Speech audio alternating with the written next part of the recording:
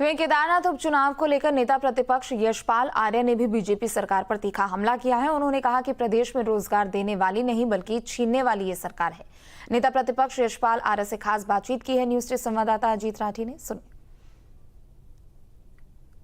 मेरे साथ बातचीत करने के लिए हैं लीडर अपोजिशन यशपाल आर्य जी। और केदारनाथ विधानसभा चुनाव है, अगस्त मुनि में इस समय वो चुनाव प्रचार के लिए पहुंचे हैं। कई दिन से यहाँ पर जमे हुए भी हैं, उन्हीं से बात करते हैं किस तरह का चुनाव चल रहा है। आर्य जी, कई दिन हो गए, अब तो बताइए कुछ क्या होने वाला है। देखिए, परिवर्तन बदलाव का माहौल है और इसके लिए स्वयं भाजपा सरकार जिम्मेदार है। जो मुद्दे हैं आज के और 2017 के 2022 के, आज भी वो मुद्दे जीवित हैं और बेरोजगारी एक बहुत बड़ा मुद्दा है, पलायन मुद्दा है। आपदा से पूरा केदार घाटी, पूरा प्रदेश प्रभावित है।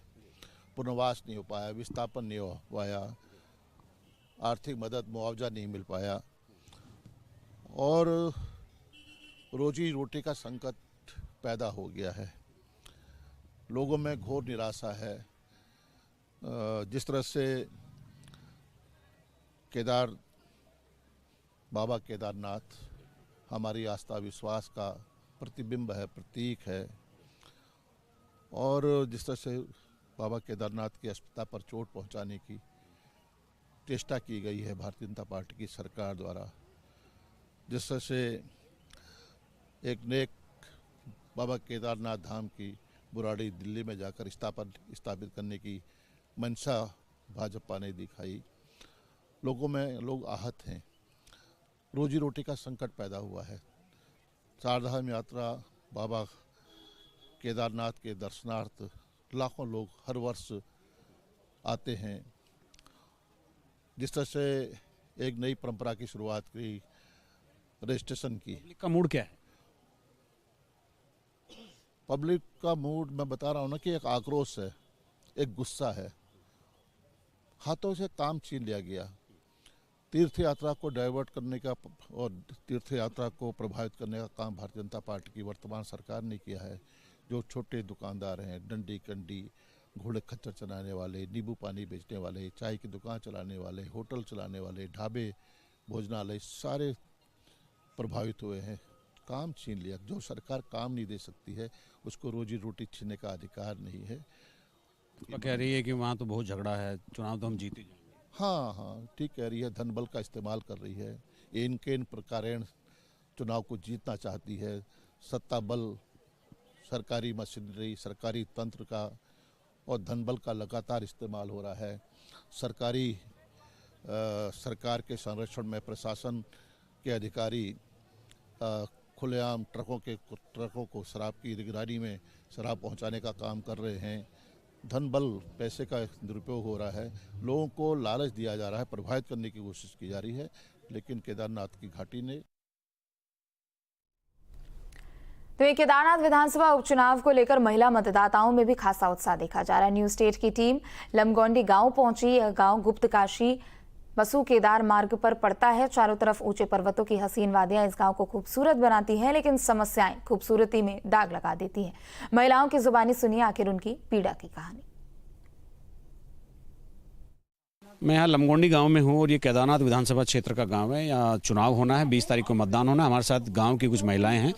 आप बताइए, गांव को आपके गांव में किस तरह की सुविधाएं और क्या क्या होना चाहिए? हमारे यहाँ पहले पानी चाहिए, वहाँ पानी नहीं है। हाँ, पानी नहीं है। पहले पानी का हम देखो, किसी के तो नल है, किसी के नहीं, गरीब आदमी के नल भी नहीं है। और फिर ऐसे बहुत चीज़ की टूट है यहाँ। हमारे यहाँ सुअर भी ज़्यादा है। हमको धान कहाँ से बेचें और सब्जी भी कहाँ से बेचूंगा। खेती बाड़ी होती है वहाँ, मुनवा भी होता है और धान, सब चीज़ होता है। यहाँ पर लाभ कुछ नहीं मिलता है। क्या क्या जरूरत है गाँव को? वो जरूरत बहुत है कि जना हमको ऐसे जंगल के रास्ता है वो भी बनाना था, वो भी नहीं बनाया। और जंगल में बहुत झाड़ी है, उससे सुअर काफ़ी बढ़ गया। तो वो झाड़ी काटने के लिए भी कोई मदद करता आगे से, तो हम वो झाड़ी को काटता, थोड़ा सुअर कम होता, कहीं और जगह चले जाता। तो कहाँ वहाँ बहुत झाड़ी हो गई। तो आप वो गाँव वाला ऐसे बोला कि बिना पैसे के कौन काटेगा, बेरोजगार है, हम वहाँ काम करेगा तो हम घर में हमारे बच्चे को कैसे पालेंगे। क्या खाने और क्या हूँ, कुछ नहीं। जंगली जानवर खा रहे हैं। सारी फसलें। हाँ जी। तो जो विधायक थे यहाँ उनसे बात नहीं हुई आपकी?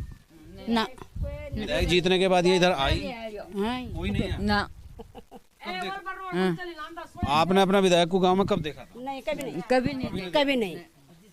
हमने विधायक को कभी नहीं देखा। तो इस बार कुछ बदलाव होगा? नहीं होगा? खाली बोला ना और कोई बदलाव नहीं। खाली बनाचन रोड साइड पे हाई लो हाई बनाचन की बॉडी बत्ती और दिन कल्याण करा कुछ नहीं, कोई लाभ नहीं, कुछ नहीं। पानी इतना दूर से हम पानी लाना, हम पर 25,000 बिजली बिल आयु, तो हम गरीब है, हम 25,000 को भी दी सकता। हमारी कोई समस्या बोली कोई बोल 25,000 हमार बिल मीटर साल भर तक खराब, साल भर तक ये कहता बोले जाकर बोल मार जाकर बोल गुबत का जाकर हमारे कोई समाधान है। हम पर 25,000 बिल बिल है। आपने किसी शिकायत नहीं की भाई? क्यों नहीं कही इसे 10 बार बूढ़े की मर चला गया, तो वो बोला आगे से ऐसे ही बोला हम क्या करें। अब आज के जरमान रोग उठोगे जिसको मिलेगा वो अपने पेट भर रहे हैं और किसी की कोई नहीं सुनती है। अब हर कोई चुनाव के पहले तो हर कोई सुनती है और जब चुनाव जीत जाए तब कोई नहीं सुनती है। जब ऐसे समझो कि 10 रुपए सामान थी और वो 20 रुपए पहुंच गई, तो हमारे कपड़े देखो, खुद दिखाओ कपड़ा को। अब क्या कैसे वो गए हमारे, हम इतने गरीब हैं, 20 रुपए सामान खरीद ले भी नहीं है। बच्चे भी बेरोजगार है, पूरे पढ़ रहे हैं बच्चों के BA तक कर रही है, बच्चे भी बेरोजगार है, हम भी बेरोजगार है, बूढ़े भी बेरोजगार है, पर क्या कहना कब। चलिए देखिए, बहुत पीड़ा बहुत बड़ी है और इस पीड़ा से निपटना सरकार को कुछ एक फुल प्रूफ प्लान करना होगा। बहुत बड़ी पीड़ा है। महिलाओं से बात की है, लमगोंडी गांव है, बड़ा गांव है और आप यहां देख सकते हैं कि महिलाओं ने अपनी पीड़ा बहुत स्पष्ट तौर पर कही है। वो किसी को दोष भी नहीं देना चाहती, वो खुद अपने वक्त को, अपने नसीब को दोष दे रही हैं। तब ये एक मानसिक सोच तब पैदा होती है जब उनकी समस्या के समाधान करने वाले बिल्कुल विमुख हो जाएं। अपने सहयोगी कैमरामैन सोनी कुमार के साथ न्यूज स्टेट के